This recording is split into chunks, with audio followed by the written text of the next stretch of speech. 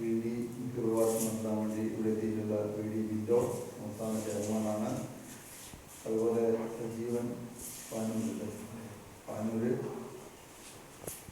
അതുപോലെ മറ്റ് JV ഇവിടെ എത്തിയിട്ടുള്ള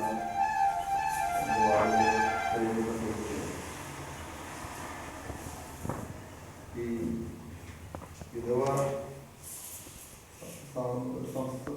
സംരക്ഷണ സമിതി KVS വളരെ എനിക്ക് തോന്നി വളരെ നന്നായിട്ട് തോന്നി. കാരണം കേട്ടപ്പോൾ തന്നെ കാരണം നല്ലൊരു കാര്യമാണ്. കാരണം ഇതുപോലെ ആളുകൾ നമുക്കറിയാം, പല ആളുകളും ഇപ്പോൾ അധ്യക്ഷത സൂചിപ്പിച്ചതുപോലെ തന്നെ സാമ്പത്തികമുള്ള ആളുകൾക്ക് പ്രശ്നമൊന്നുമില്ല.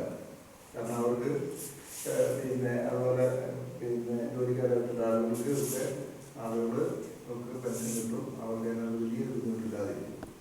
അല്ലാത്ത ആളുകൾക്ക് ബുദ്ധിമുട്ടുണ്ട്.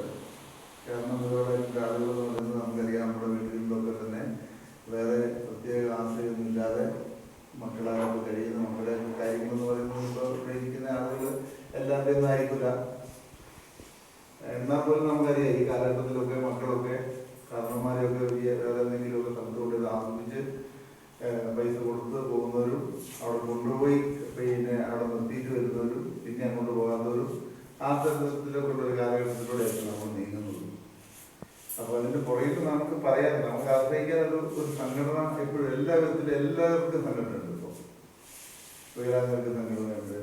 അതുപോലെ തന്നെ ഓരോ